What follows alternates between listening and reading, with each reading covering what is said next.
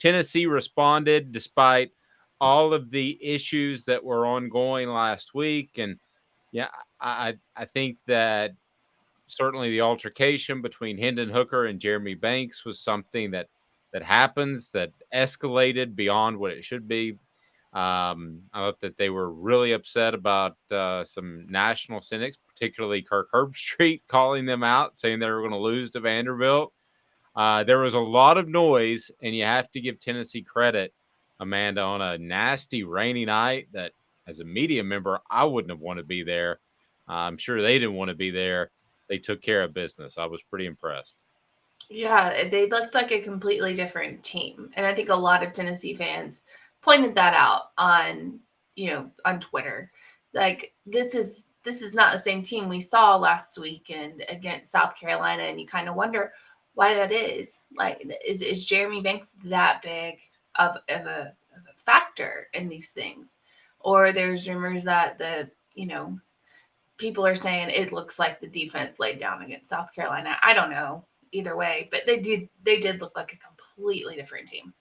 Yeah, and did it with a running game. I don't think from talking to Jacob and Cooper that the cameras did the weather justice. So I know a lot of people have been really hard on Joe Milton, and rightly so. He overthrows a lot of people down the field, and that's got to be addressed at some point. But Hendon Hooker did the same thing. So remember that Hendon Hooker's downfield accuracy was very questionable, and then he sort of figured things out. So I think there's an incredible upside for Joe Milton.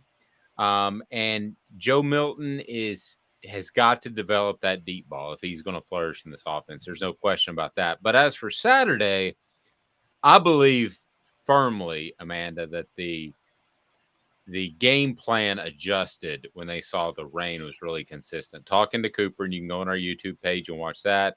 He said it's the slickest conditions and field that he's been on. It was that artificial turf stuff. Something tells me that Vanderbilt spends more in their laboratories than they do their football field. And I just don't think the camera did it justice after talking to those guys. I think it was slick and it's terrible. And I think they said early on in the first quarter after the Joe Milton deep pass, we can push these guys around. Let's run it. But they did so with a hodgepodge offensive line that had like three guys hurt at the same time. So again, just really impressed with how the ball's played. Yeah, I mean they looked great. They looked like the Tennessee team that we were used to seeing all year, and just somehow dropped off at South Carolina. That's the one thing is just people have continuously said on Saturday was this does not look like the same Tennessee team at South Carolina. What happened? Like really, what happened? I think we're all wondering, and we're probably never gonna know. I think it was a mix of a lot of things. I think there was a listen, there are fights in locker rooms all the time. There are altercations, but I think this one was particularly a little over the top. That's why Jeremy Banks was suspended.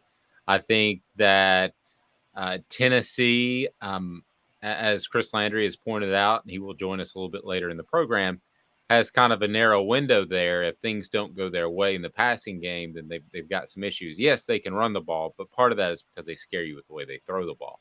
So I think there was that going on. If Tennessee had any chance of a comeback, the Hendon Hooker injury certainly ended that just emotionally, the emotional boost. So I think it was a lot of, I don't want to say little things, but a lot of significant things, but not one major catastrophe that happened. Um, and I'll tell you the other thing that, Chris and I talked about. I can't remember if it was on Chalk Talk or with you, Amanda, but he mentioned, you know, this defense has played a lot of snaps for a lot of games, and their legs were rubbery in the second half. No matter what happened in the first half, their legs were rubbery. So Arthur says, I think Jeremy Banks is like having another coach on the field for the defense. We all have perfect problems. No one is perfect, right? The what if for the Georgia and South Carolina game has, and then he's held off. But yeah, I think that Jeremy Banks is very important to what they do up front defensively. So not having him, regardless of the situation, makes you more limited in what you can do on defense.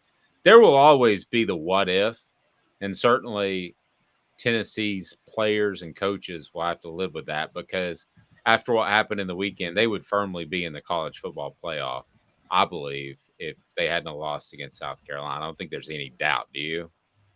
No, I think that if they didn't lose to South Carolina, and even if they had lost a fairly close game, it would have they would have still been really, really in the up in the rankings. They would have been in that, are they going, are they not question. But I think the way they lost to South Carolina is put them out of that. Here's the other thing that we don't factor in as much because you'll look at it from one team's perspective since we mostly talk about Tennessee. Let's give South Carolina some credit.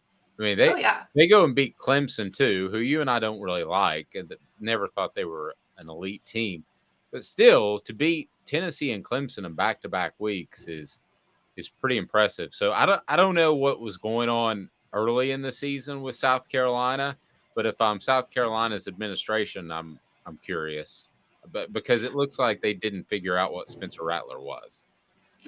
No, because I mean, against Clemson, I think he threw 2 interceptions, but still, I mean, his performance in the last 2 games was by far better than anything we've seen from him all season. So, yeah, if I'm South Carolina, I'm going, what's happening? And I hear a lot from South Carolina fans, and it's, their offensive coordinator, I think, is where they have an issue. I can understand that. Yes. Now let's look at the college football playoff and the potential bowl destinations in which Tennessee could go to. So Tennessee got some help from a couple of losses in that Ohio State got hammered by Michigan. I think that takes one team out of the equation at this point. Again, we're talking about a two-loss Tennessee team. Otherwise, they're in. Now, when you look at some other losses, I thought LSU losing would preclude them from winning. They're a three-loss team now, winning the SEC championship and jumping over Tennessee. So in my opinion, and I kind of got ripped, I guess, for a headline, which goodness knows I've gotten ripped for headlines a lot. But is there a chance they make the college football playoff? Like 5%. Okay. So I don't want anybody to misread what I'm saying or trying to get you hyped up for a college football playoff. It's probably not going to happen. But the only way that it could possibly happen, possibly, TCU has to get hammered. Um, Southern Cal has to get beat in the Pac 12 championship game. And then the committee has to look at Tennessee and Alabama in the same vein that I would. And that is there's a head to head matchup. That to me would be the defining factor. It wouldn't be breaking down good wins, good losses, bad losses. But right now, the College Football Playoff Committee has Alabama ahead. So if it's like the old AP where you have to jump them, I don't see how you had the opportunity to jump them. But if it's like if you look at it as a whole, that would be the defining factor for me. But it wasn't last week, and I don't have any reason to believe it will be this week.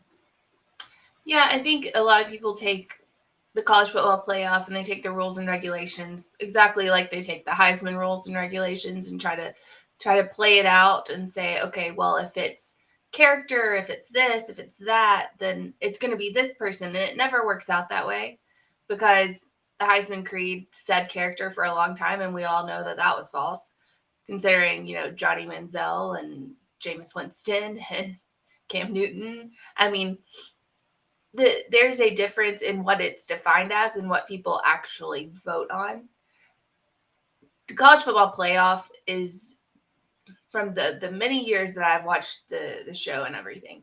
It seems a lot more. It leans a lot more on what have you done for me lately versus your body of work. It looks to me like it's more centered on what team are you in week 12. Like, what do you look like in week 12 versus what you looked like in week 4?